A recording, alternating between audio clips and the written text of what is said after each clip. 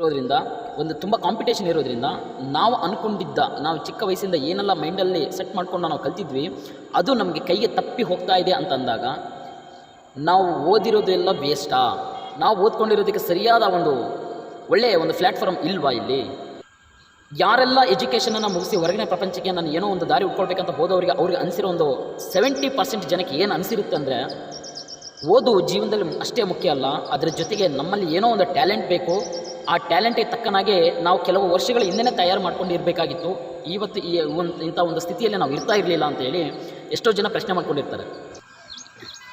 ಸ್ನೇಹಿತರೆ, ನಾವು ಎಲ್ಲರೂ ಕೂಡ ಒಪ್ಪಿಕೊಳ್ಳುವಂಥ ಒಂದು ವಿಷಯ ಏನಪ್ಪ ಅಂದರೆ, 10 ವರ್ಷ ಟೈಮನ್ನು ತಗೊಂಡು SSLCಯನ್ನು ಕಂಪ್ಲೀಟ್ ಮಾಡಿದ್ದೀವಿ, 2 ವರ್ಷ ಟೈಮನ್ನು ತಗೊಂಡು PUCಯನ್ನು ಕಂಪ್ಲೀಟ್ ಮಾಡಿದ್ದೀವಿ, ಹಾಗೆ 3 ವರ್ಷ ಟೈಮನ್ನು ತಗೊಂಡು ಡಿಗ್ರಿನ ಕಂಪ್ಲೀಟ್ ಮಾಡಿದ್ದೀವಿ.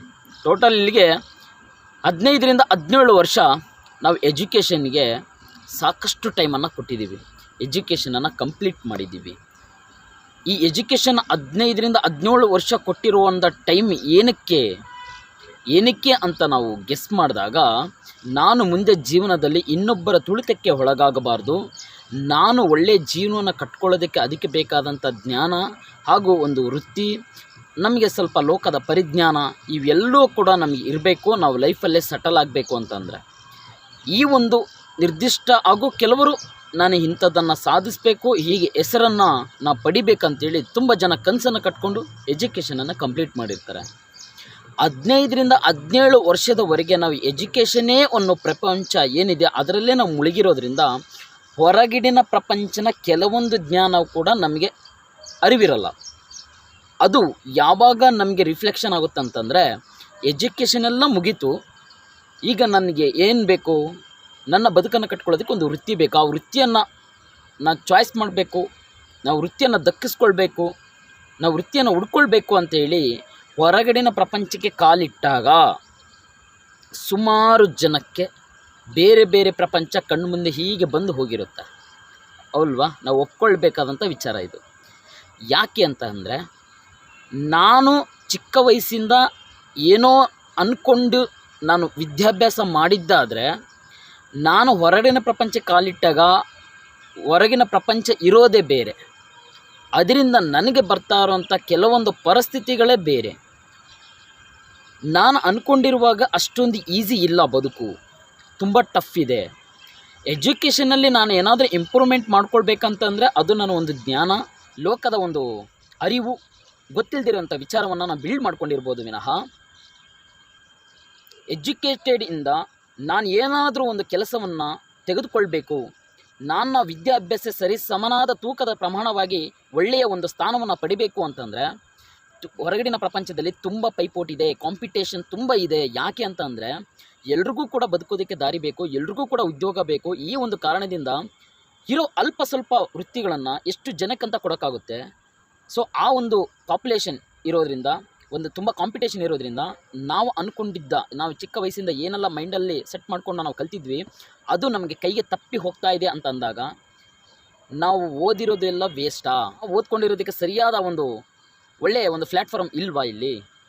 ಹಾಗಾದರೆ ಯಾರಿಗೆಲ್ಲ ಸಿಗ್ತಾ ಇದೆ, ಯಾರಿಗೆಲ್ಲ ಹೋಗ್ತಾ ಇದೆ ಅಂತಂದರೆ, ಒಳ್ಳೆ ಬ್ಯಾಕ್ಗ್ರೌಂಡ್ ಇದ್ದರೆ, ಒಳ್ಳೆ ಮನಿ ಪವರ್ ಇದ್ದರೆ, ಒಳ್ಳೆ ಇನ್ಫ್ಲುಯೆನ್ಸ್ ಇದ್ದರೆ, ಈ ಒಂದು ವಿಚಾರದಲ್ಲಿ ಕೆಲವರಿಗೆ ಪೈಪೋಟಿಯಲ್ಲಿ ಅದರಲ್ಲೂ ಕೂಡ ತುಂಬ ಕಾಂಪಿಟೇಷನ್ ಇದೆ, ಅದರಲ್ಲೂ ಹಾಗೂ ಹೀಗೆ ಮಾಡಿ ಕೆಲವೊಬ್ಬರು ದಕ್ಕಿಸ್ಕೊಳ್ತಾ ಇದ್ದಾರೆ. ವೃತ್ತಿಯನ್ನಾಗಿರ್ಬೋದು, ಏನೋ ಒಂದು ಪ್ರಾಜೆಕ್ಟನ್ನಾಗಿರ್ಬೋದು, ಏನೋ ಒಂದು ಲೈಫನ್ನು ಲೀಡ್ ಮಾಡುವಂಥದ್ದು, ಒಂದು ಲೈಫ್ ಸೆಟ್ಲ್ ಆಗುವಂಥದ್ದು ಇರ್ಬೋದು.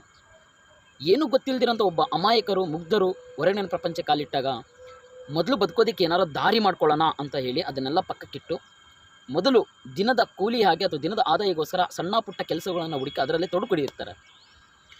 ಅದರಿಂದ ಕೆಲವರು ಎಷ್ಟೋ ಜನ ತಾವು ಅಂದ್ಕೊಂಡಿರೋ ಒಂದು ಗುರಿಯನ್ನು, ಕನಸನ್ನು ಮೂಟೆ ಕಟ್ಟಿ ಮೂಲೆಗಿಟ್ಟಿರ್ತಾರೆ. ಕೆಲವರು ಹಾಗೆ ಹೀಗೋ ಪಾರ್ಟ್ ಟೈಮ್ ಮಾಡಿಕೊಂಡು ತಾನು ಅಂದ್ಕೊಂಡಿರೋ ಒಂದು ಜೀವನವನ್ನು, ಒಂದು ತಾನು ಅಂದ್ಕೊಂಡಿರುವಂಥ ಕಟ್ಕೊಂಡಿರುವಂಥ ಗೋಲ್ ಸೆಟ್ಟಿಂಗನ್ನು ಕಂಪ್ಲೀಟ್ ಮಾಡೋದಕ್ಕೆ ಕೆಲವರು ಪಾರ್ಟ್ ಟೈಮ್ ಮಾಡ್ಕೊಳ್ತಾನೆ ಆ ಒಂದು ವೇಲೆ ಸಾಕ್ತಾ ಇರ್ತಾರೆ. ಎಲ್ರಿಗೂ ಕೂಡ ಆ ಒಂದು ಅನುಕೂಲ ಇರಲ್ಲ. ಇಷ್ಟೆಲ್ಲ ಹೇಳಿದಲ್ಲ ಗುರು, ಇದರಿಂದ ಯಾವ ವಿಚಾರಕ್ಕೆ, ಯಾವ ಟಾಪಿಕ್ಕೋಸ್ಕರ ಹೇಳ್ತಾ ಇದೆಯಾ ಅಂತ ನಿಮ್ಗೆ ಅನಿಸಿರ್ಬೋದಲ್ವಾ? ಯಾವ ವಿಚಾರಕ್ಕೆ ಹೇಳ್ತಾ ಇದ್ದೇನೆ ಅಂತಂದರೆ, ಸ್ನೇಹಿತರೆ, ಯಾರೆಲ್ಲ ಎಜುಕೇಷನನ್ನು ಮುಗಿಸಿ ಹೊರಗಿನ ಪ್ರಪಂಚಕ್ಕೆ ನಾನು ಏನೋ ಒಂದು ದಾರಿ ಉಟ್ಕೊಳ್ಬೇಕಂತ ಹೋದವರಿಗೆ ಅವ್ರಿಗೆ ಅನಿಸಿರೋ ಒಂದು 70% ಜನಕ್ಕೆ ಏನು ಅನಿಸಿರುತ್ತೆ ಅಂದರೆ, ಓದು ಜೀವನದಲ್ಲಿ ಅಷ್ಟೇ ಮುಖ್ಯ ಅಲ್ಲ, ಅದರ ಜೊತೆಗೆ ನಮ್ಮಲ್ಲಿ ಏನೋ ಒಂದು ಟ್ಯಾಲೆಂಟ್ ಬೇಕು, ಆ ಟ್ಯಾಲೆಂಟಿಗೆ ತಕ್ಕನಾಗೆ ನಾವು ಕೆಲವು ವರ್ಷಗಳ ಹಿಂದೆನೇ ತಯಾರು ಮಾಡ್ಕೊಂಡಿರಬೇಕಾಗಿತ್ತು. ಇವತ್ತು ಇಂಥ ಒಂದು ಸ್ಥಿತಿಯಲ್ಲಿ ನಾವು ಇರ್ತಾ ಇರಲಿಲ್ಲ ಅಂತೇಳಿ ಎಷ್ಟೋ ಜನ ಪ್ರಶ್ನೆ ಮಾಡ್ಕೊಂಡಿರ್ತಾರೆ. ಹಾಗಾಗಿ ನೀವೇನಾದರೂ ಎಜುಕೇಷನ್ ಲೈಫನ್ನು ಈಗ ಮೇಂಟೈನ್ ಮಾಡ್ತಾ ಇದ್ದರೆ, ನೀವೇನಾದರೂ ಕನಸನ್ನು ಕಟ್ಕೊಂಡಿದ್ರೆ, ಮುಂದೆ ಫ್ಯೂಚರನ್ನು ಲೈಫಲ್ಲಿ ಸೆಟ್ ಮಾಡ್ಕೋಬೇಕು ಅಂತ ನೀವು ಅಂದ್ಕೊಂಡಿದ್ರೆ, ದಯವಿಟ್ಟು ಇವತ್ತಿಂದನೇ, ಈ ಕ್ಷಣದಿಂದನೇ ನೀವೊಂದು ಪ್ಲ್ಯಾನಿಂಗ್ ಮಾಡ್ಕೊಳ್ಳಿ. ಅದೇನು ಅಂತಂದರೆ ಬ್ಯಾಕಪ್ ಪ್ಲ್ಯಾನಿಂಗ್.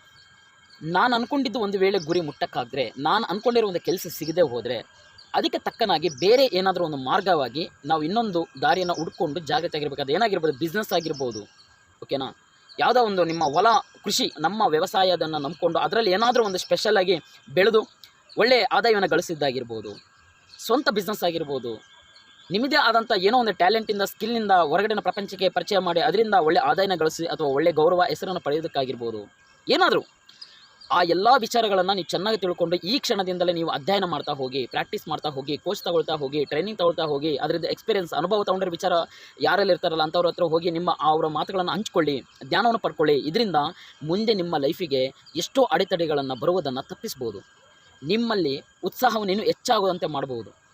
ಆದ್ದರಿಂದ ನಮ್ಮ ಲೈಫನ್ನು ಫ್ಯೂಚರಲ್ಲಿ ಯಾವ ರೀತಿ ಬಿಲ್ಡ್ ಮಾಡ್ಕೊಳ್ಳೋದಕ್ಕೆ ಅದಕ್ಕೆ ಸಹಾಯಕ್ಕಾಗ್ಬೋದು. ಇದು ಯಾವ ಯೂನಿವರ್ಸಿಟಿ ಕಲಿಸ್ಕೊಡಲ್ಲ, ಬದುಕು ಕಲಿಸ್ಕೊಡುತ್ತೆ, ಹಸಿವು ಕಲಿಸ್ಕೊಡುತ್ತೆ, ಅವಮಾನಗಳು ಕಲಿಸ್ಕೊಡುತ್ತೆ. ಜನರು, ವಿಚಿತ್ರವಾದ ಜನರು ನಮಗೆ ಕಲಿಸ್ಕೊಡ್ತಾರೆ. ಜೀವನದಲ್ಲಿ ಎಲ್ಲರಲ್ಲೂ ಇರ್ತಾರೆ. ಹಾಗಾಗಿ ಸ್ನೇಹಿತರೆ, ಒಂದ್ರ ಮೇಲೆ ಯಾವತ್ತಕ್ಕೂ ಡಿಫೆಂಡ್ ಆಗಬೇಡಿ. ನೀವು ಏನೇ ಒಂದು ಜಾಬ್ ಪಡ್ಕೊಂಡ್ರು, ನಿಮ್ಮದೇ ಆದಂಥ ಒಂದು ಸ್ವಂತ ಉದ್ಯಮವೋ, ಪಾರ್ಟ್ ಟೈಮ್ ಜಾಬೋ ಅಥವಾ ಪಾರ್ಟ್ ಟೈಮ್ ಬಿಸ್ನೆಸ್ಸೋ ಅಥವಾ ವ್ಯವಸಾಯದಲ್ಲಿ ಏನಾದರೂ ಉನ್ನತವಾಗಿ ಬೆಳೆಯೋದನ್ನು ಒಂದು ಅದಕ್ಕೆ ಸಂಬಂಧಪಟ್ಟಾಗಿ ವೇನ ಹುಡ್ಕೊಂಡು ನಮ್ಮ ಜೀವನವನ್ನು ಕಟ್ಕೊಳ್ಳೋದಕ್ಕೆ ನಾವು ಮುಂದಾಗಬೇಕು. ಓಕೆ, ನಿಮ್ಮಲ್ಲಿ ಈ ಒಂದು ಅನುಭವಗಳು, ಇಂಥ ಒಂದು ಪ್ರಶ್ನೆಗಳು ನಿಮ್ಮ ಜೀವನದಲ್ಲಿ ನಡೆದಿದ್ದರೆ, ನಿಮ್ಗೆ ಅನಿಸಿದರೆ, ದಯವಿಟ್ಟು ನಿಮ್ಮ ಅನಿಸಿಕೆಯನ್ನು ಕಮೆಂಟ್ ಬಾಕ್ಸಲ್ಲಿ ತಿಳಿಸಿ. ಹಾಗೂ ಈ ಚಾನಲನ್ನು ಸಬ್ಸ್ಕ್ರೈಬ್ ಮಾಡ್ಕೊಳ್ಳಿ. ನೀವು ಸಬ್ಸ್ಕ್ರೈಬ್ ಮಾಡ್ಕೊಂಡ್ರೆ ಇಂಥ ವಿಚಾರಗಳು ಹೆಚ್ಚಿನ ವೀಡಿಯೋ ಮಾಡೋದಕ್ಕೆ ನನಗೂ ಒಂದು ಸಾಧ್ಯತೆ ತಿಳಿಸ್ತಾ ಇವತ್ತಿನ ಈ ವಿಡಿಯೋನ ಇಲ್ಲಿಗೆ ಎಂಡ್ ಮಾಡ್ತಿದ್ದೀನಿ. Thank you for watching video friends.